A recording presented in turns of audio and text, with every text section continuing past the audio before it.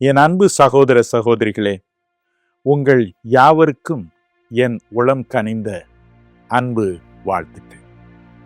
இந்த நாள் நம் அனைவருக்கும் உள்ளத்தை பரவசப்படுத்தும் ஒரு நாள். ஆம், அந்நிய நாட்டின் ஆதிக்கத்திலிருந்து இந்திய நாடு சுதந்திரம் பெற்ற நன்னாள் இது. இதற்காக அரும்பாடுபட்டு தன் உயிரையும் தியாகம் செய்த நம் தேசப்பிதா மகாத்மா காந்தியடிகள் ஒரு முக்கியமான காரியத்தை இந்த நேரத்தில் சொல்லி மறைந்தார். அவர் என்ன சொன்னார்? எதற்காக சுதந்திரம்? இந்திய நாட்டில் பிறந்த ஒவ்வொரு மகனுக்கும் மகளுக்கும் ஒவ்வொரு சொட்டு கண்ணீரும் துடைக்கப்பட வேண்டும். இதுதான் என் விருப்பம் என்றார். சுதந்திரம் எதற்காக? இந்தியனாக பிறந்த ஒவ்வொருவருடைய கண்ணீரும் ஒவ்வொரு சொட்டு கண்ணீரும் துடைக்கப்பட வேண்டும் என்பதற்காக என்றே அவர் சொல்லி போனார்.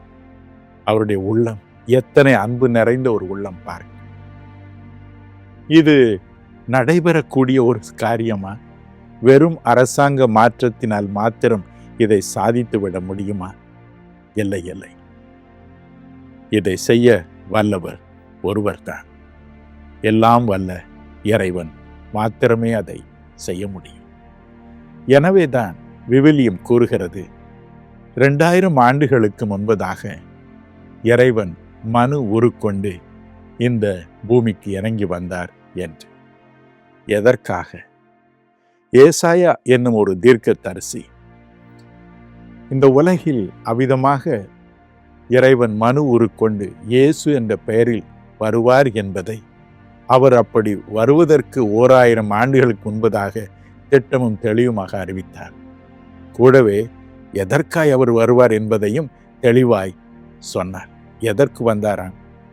துயரப்பட்ட அனைவருக்கும் ஆறுதல் அருள. துயரம் என்ற பதத்திற்கு ஆங்கிலத்தில் மோர்னிங் என்று எழுதப்பட்டிருக்கிறது. அதனுடைய பொருள் என்ன? துக்கம் மிகுந்து, துயரம் மிகுந்து, ஆறுதலே இல்லாமல் புலம்பி அழுவதைத்தான் துயரம் என்ற பதம் அங்கே குறிப்பிடுகிறது. ஆம், துயரம் உள்ளத்தை நிரப்பும் பொழுது, ஆறுதல் வர தாமதமாகும் பொழுது நாம் புலம்பி அழுகிறோம். மகாத்மா காந்தியடிகளுக்கு மிகவும் விருப்பமானது இயேசு பிரானின் மலை பிரசங்கம். அதில் மத்தேயு 5:4 என்ற ஓர் இடத்தில் அருள்நாதர் இயேசு இப்படி சொல்லி போனார்: துயரப்படுகிறவர்கள் பாக்கியவான்கள், புலம்பி அழுகிறவர்கள் பாக்கியவான்கள், அவர்கள் ஆறுதல் அடைவார்கள். இதற்காகவே நான் இறங்கி வந்தேன் என்று சொன்னார். பல ஆண்டுகளுக்கு முன்பதாக எங்களுக்கு மிகவும் பழக்கமான ஒரு குடும்பத்தில் தங்கள் அன்பு புதல்வியை இந்திய விமானப்படையில் விமானியாக பணிபுரிந்த ஒரு அன்பு தம்பிக்கு திருமணம் செய்து கொடுத்தார்கள். சில மாதங்கள் தான் இருவரும் இன்பமாய் வாழ்ந்தார்கள். திடீரென்று ஒரு நாள் அந்த விமானம் விபத்திற்கு உட்பட்டது. சுக்கு நூறாக நொறுங்கி விழுந்தது. அந்த இடத்திலேயே அந்த தம்பி உயிரை இழந்தார். இந்த செய்தி அந்த குடும்பத்தினர் அனைவரின் உள்ளத்தையும் கூட சுக்கு நூறாக உடைத்தது. குறிப்பாக கணவனை இழந்த அந்த இளம்பெண் தவித்து போனாள். ஒரு அறைக்குள் புகுந்து கொண்டாள். வெளியே வர மறுத்துவிட்டாள். உணவு வேண்டாம், எனக்கு ஒன்றும் வேண்டாம், நான் அழுதே புலம்பியே சாகட்டும், என் கணவன் சென்றுள்ள விண்ணுலகத்திற்கு நான் புலம்பியே செல்வேன் என்றாள். நாட்கள் கடந்தன. அவளுடைய உடலை பற்றிய கவலை பெற்றோருடைய உள்ளத்தை வாட்டியது. இந்த செய்தி கேட்டு நானும் என் மனைவியும் அவளை காண விரைந்து சென்றோம். மெல்ல மெல்ல பேசி அவளுடைய அறைக்குள் நுழைந்தோம். அவள் அருகே உட்கார்ந்து நாங்களும் கண்ணீர் விட்டு கதறி அழுதோம். அதன் பிறகு நான் மெல்ல அவளோடு பேச ஆரம்பித்தேன். நான் சொன்னேன், என் அன்பு மகளே, நீ மட்டும்தான் புலம்பி நிற்பதாக எண்ணிக்கொள்ளாதே.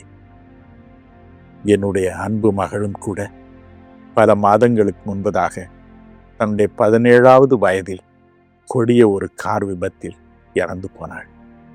எங்களுடைய உள்ளங்கள் உடைந்த உள்ளங்கள், ஆறுதலற்ற உள்ளங்கள். எங்கள் உள்ளத்தில் அவள் இறந்த இடம் இன்றும் காலியாகவே இருக்கிறது.